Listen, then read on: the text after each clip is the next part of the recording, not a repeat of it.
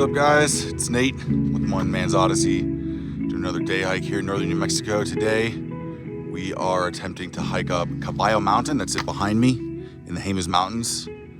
It's pretty close to the town of Los Alamos. I think the only route you can really take, and I'll get more into that later, is from Camp May area, which is at the top of the, well, it's at the bottom of the Pajarito ski hill just west of Los Alamos. So, I mean, you're basically in Los Alamos. In fact, this is the Los Alamos County high point. Not actually the mountain itself, a small, tiny point, maybe a quarter mile down slope of the mountain. We will hit both. But anyway, this is going to be a long day. Probably about 15 miles, 4,000 feet of elevation gain. But what makes this mountain really hard, more than just the statistics, is two things. One, we're about to drop into Guaje Canyon. So we actually started this hike probably around 9,000 feet. I think the highest point we were at along the way here was maybe 9,800. I think the mountain's like 10,400. So we were at one point, we were only 600 feet below the mountain summit. But the only route to get up to the mountain is to go into Guaje Canyon from the Camp May area. And that means dropping, I think, from the high point about 1,000 feet and then regaining back up to 10,400. So there's a big psychological impediment to doing that, to knowing that we're gonna drop a bunch of elevation gain. And then what waits us at the bottom of Guaje Canyon is a brutal off-trail bushwhack through deadfall for that last 2,000 feet. And I think it's about 3 miles from that point. So we've done a lot of hiking already today, probably, well, I mean, relatively speaking. We got on a trail about 5:30 a.m. It's about 7:10 right now. We probably hiked about 4 plus miles. In the dark, of course, still got the headlamp on. Haven't had a chance to take that off yet. So anyway, I'm going to say a little bit more about this mountain and why it's such a difficult hike and what makes it so interesting. The fact that it's the Los Alamos County high point. When we get to the bottom of Guaje Canyon, I want to get down there and probably eat some breakfast.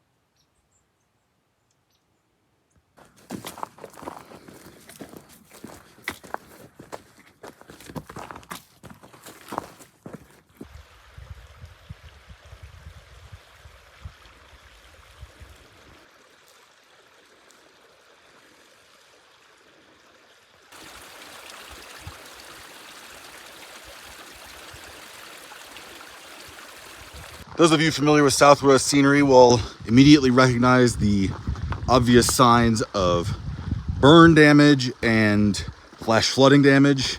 I believe that this whole region, I mean, pretty much all of the Jemez has been hit pretty bad by fire at one point or another, but this was the particularly bad Cerro Grande fire. And I cannot remember, I always get that one in Las Conchas confused. It's either 2013 or 2005, I think. And that was a pretty bad fire. It destroyed basically Guaje Canyon, which by all accounts used to be one of the most beautiful areas of the Jemez. And obviously still sees traffic. I see footprints, people footprints anyway. I also see coyote, and I do know that there are cows down here. And so it's sort of a shame that the canyon was basically destroyed by that. And it obviously also destroyed a lot of the side trails, including the one that goes up to CABALLO Mountain.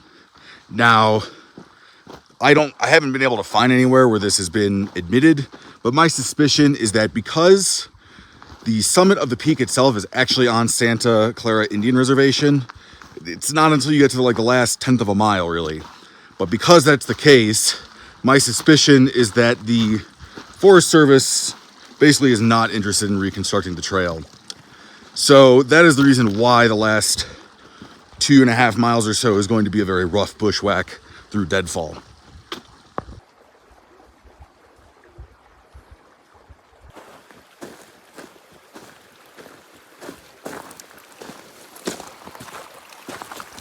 This is where the original trail for CABALLO Mountain goes, and I yeah, you can't see anything.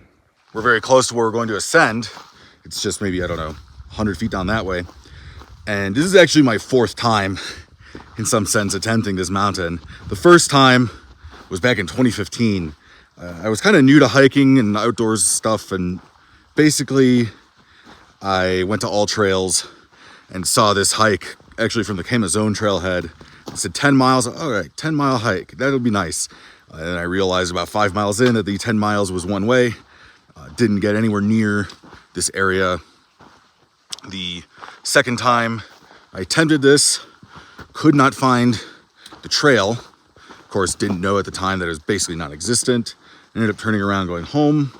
And then the third time, this was probably 2019, I actually camped overnight, closer to like Cañada Bonita, and then planned on doing this as a day hike. Basically get a head start, shave off three or so miles. And I found the trail with my GPS and realized that it wasn't there. And pretty quickly, at the time, I was not very experienced with off-trail travel, bushwhacking, all that stuff. So I pretty quickly realized I was in over my head, decided to try pushing on anyway. And like right after making that decision, a branch snapped back and hit me in the eye. And I said, nope, I'm going home. And so hopefully this time I'm successful, but I'm fairly familiar with the trail up to this point. So I think we're going to be cutting uphill pretty soon here. I'm going to stop and have some breakfast, and then we'll head up.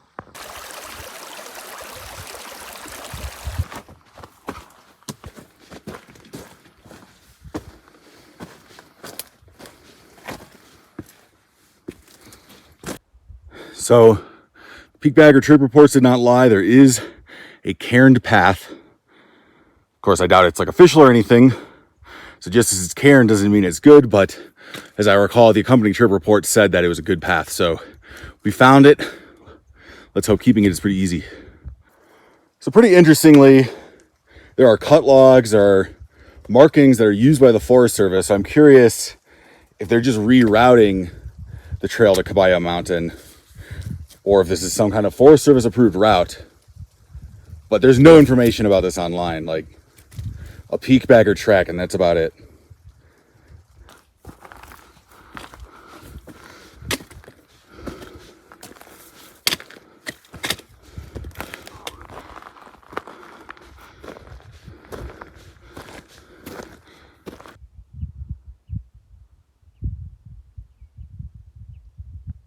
All right, there's our goal, the grassy south slopes of Caballo Mountain. We got about, I think we're about 9,900 feet right here. So we've got about 600 feet to gain before getting to the summit. The road up was pretty good from a standpoint of it being a untrailed route with cairns. I didn't really need GPS after we kind of got out of the brush. It was pretty easy it was easy enough to follow that I didn't need GPS or cairns or cut logs or other markings. It was otherwise obvious that you were still on the path. Although I imagine that path is more frequented by elk than it is by people. So Los Alamos County, of course, Los Alamos County High Point, somewhere up there. Los Alamos County was created, I think, in 1949. So it does not predate the current and present day town of Los Alamos. Obviously, Los Alamos, a long time ago, like 100 years ago, was a boys' school and then just farming communities. It wasn't really a town proper. And then you guys know the story. I'm sure Oppenheimer came out last year. I feel like people are more knowledgeable of the subject than they've been in a long time. But I'll tell you, even if you don't know, basically during World War II, the atomic bomb project, known as the Manhattan Project, had many sites across the country, but the most famous one where the majority of the research and testing was done was here in Los Alamos, New Mexico. Of course, Oppenheimer played a big role in that. And so basically when the war ended, there was discussion about whether or not to continue that kind of research. And obviously today, the town of Los Alamos is largely bolstered by the National Laboratory, which still does its stockpile stewardship research. And basically when they realized that the lab was going to continue on and serve a purpose to the nation, I think that they basically the federal government decided there was going to be a new county to essentially insulate the lab and the lab community from other politics of the region. So I believe they carved out part of, maybe it was Santa Fe and Rio Arriba County. I can't quite remember that for sure. But anyway, so Los Alamos is like the smallest county in New Mexico for sure. Because the town of Los Alamos has a decent number of people, it's not the least populous, even though it is the smallest county in terms of area. The county high point around 10,400 feet, obviously, and Los Alamos is known for its mountains. As you can see, we're in a very mountainous area. The Jemez Mountains, it's kind of nestled here. But despite that, it doesn't, because it's such a small county, there's not really a lot of mountains actually within its boundary. I believe the prominence point for Los Alamos County, which I think is Kimazon Peak, is, I don't even think it has enough prominence to be considered a real mountain. So a lot of the mountains are really around Los Alamos, even though Los Alamos is so mountainous that you can, if you live in the town, you can literally walk out your back door and go on a multi-day backpacking trip, depending on where you live in town. But so I'm excited to go up to this high point. This is obviously one that's almost 10 years in the making. So I'm gonna eat a quick breakfast. I still haven't done that yet. Drink some water, and then it's about 9 o'clock right now. It would be really nice to be up there by 9:30.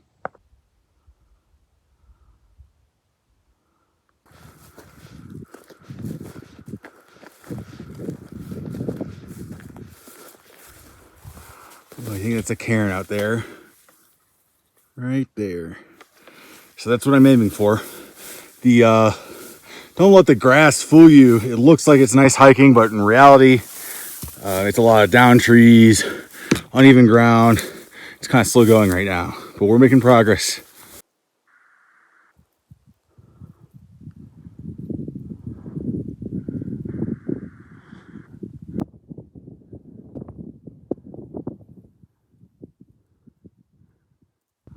The county high point is right through here, so excuse me while I navigate some deadfall.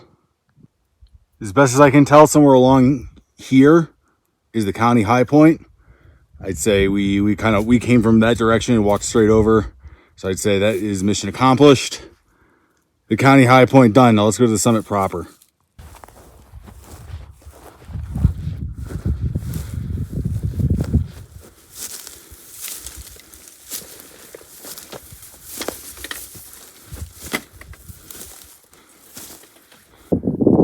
And we made it. Man, that was rough. Hiking in the Jemez, or I should say peak hiking in the Jemez, is definitely an exercise in endurance. You usually have some long distances. You usually have terrible trail maintenance. Sorry. You usually have burn, deadfall, loose rocks, steep hike, bad terrain, all of the above. And when you get to the summit, there's usually not too many views. There's some decent views up here, though I don't know how it will come through on camera. So I'm probably gonna check out the summit register, then maybe try to get some views and then eat some lunch. It's about 10 o'clock right now, so I'm sort of on schedule for what I thought I was gonna be, but behind schedule on what I wanted to be. So I don't want to linger too much. And I know the downhill is gonna be really brutal because it was a lot of really steep, loose dirt, which was kind of actually tough coming up. There was no scrambling, but it was difficult. You'll have to forgive me. Could not find my tripod at home. I brought it with on my road trip, and then I don't know where it is now. I'm sure it's somewhere in the house, but I thought it was in the car. Turned out it wasn't. Lunch today is a sardine sandwich. I've heard mixed reviews about these sardines, so we'll see how it goes.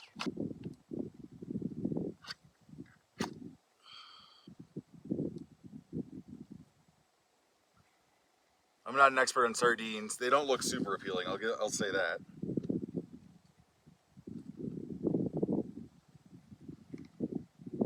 But they have held together up pretty well, and they seem nice and firm. They don't seem mushy. Well, I say that, and then the one I grab pulls apart. All right, sardine sandwich time. Let's see how it is.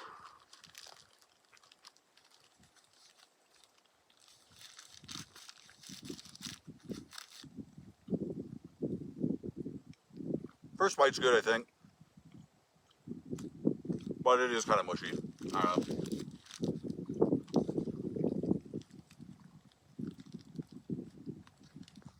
Signed the register. That was a great read. It's pretty short. The register is only from, I think, spring 2022, but there were a lot of entries, surprisingly, more entries than I would have thought.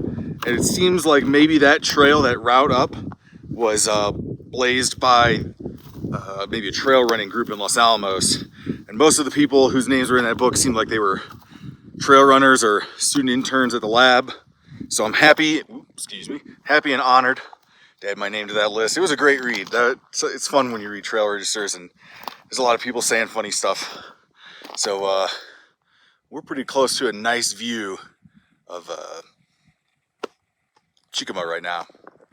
There's Chicama Mountain, the tallest peak in the Jemez, and I want to say the second most prominent peak in New Mexico after Sierra Blanca Peak. It's a beautiful summit, but you can see the trend of Jemez Mountains there. Like, a lot of them are forested on the top and then have this bald south face. I don't know why that is. Maybe it's the sun coverage or what, but obviously Caballo falls into that category, and because of that, you don't get many views from the summit. Maybe there's some irony in seeing Chicama right there. Chicama. I almost wanted to hike Venado Peak today, but kind of tired of the Latiers. I'm tired of just Cabresto Lake trailhead. I've been there twice this year. My only other time going to Latiers was out of there, and it's not the most exciting trail. And going to Venado Peak, actually I'm aiming for Versilvia, but you got to go over Venado to get to Versilvia. Going to Venado Peak would have been almost the same trail as I did with the Cabresto Peak group of peaks earlier in the summer. Just didn't really want to do that. Plus, it has recently snowed in the New Mexico Rockies. I think with this heat wave that we got, so it snowed last weekend. It was very warm, especially Thursday. But all throughout the week, it was warmer. I think that melted a lot of the snow, but there probably still would be powder. I'd still probably have to bring shoes, have to bring spikes. And so I figured I'll take the easy way out. This is probably harder than doing that, of doing Caballo. Now, the irony of Chicama versus Venado and the fact that we're at the Los Alamos County High Point is, I believe that Los Alamos National Laboratory, their naming convention for their GPU-based supercomputers is New Mexico Prominence Peaks. So the first one that they made was called Chicama, and the second one that they just made is called Venado. So who knows, maybe the next one will be Truchas or Sierra Blanca Peak or something like that.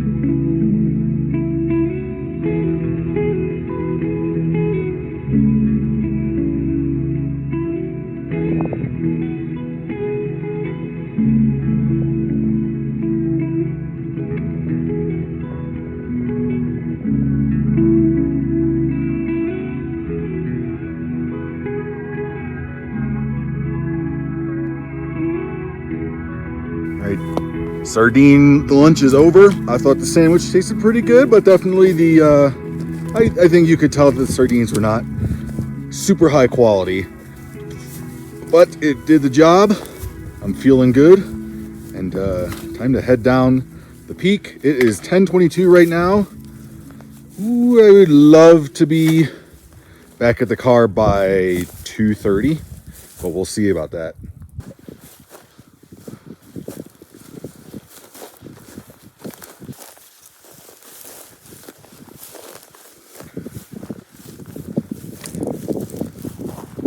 So here you can get a pretty good idea of the route. Obviously we're on the slopes of Caballo right now, so we're gonna go down. That was where I had my little breakfast. So then it's over that we drop down deep into Guaje Canyon, which is right there in front of us.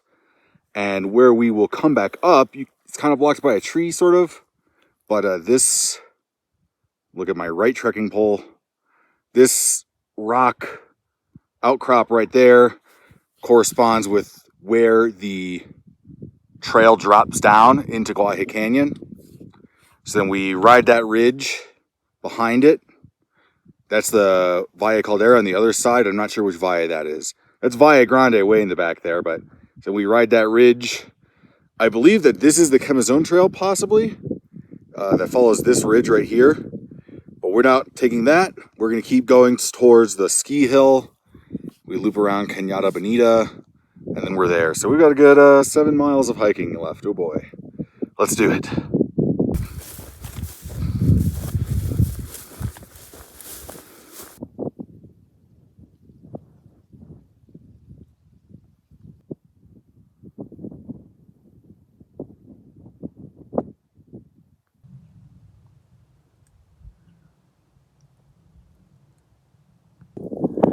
Okay, I think this pair of cairns signifies that this is where we're to make our descent. Let's go.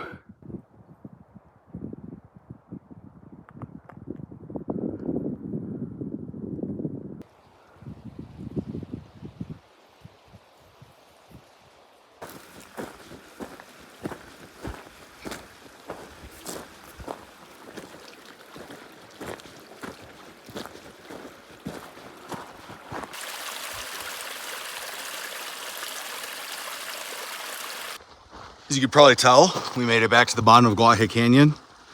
Feels weird because, like, normally at this point in the hike, you know, we're about, what, 3/4 of the way down. My joints wouldn't be as sore, but then I had to remember that the gain is really front-loaded because we had to go down Guaje Canyon. Now we have to go up about 1,000 feet. It's not going to be the most fun, but I think it'll be just fine. I finished off my big Nalgene. I've still got my small Nalgene. And I'll need it because it's starting to get a little toasty, surprisingly. It's late October. And this morning it was like below freezing, so my guess would be it's in the lower 70s right now. It's pretty toasty.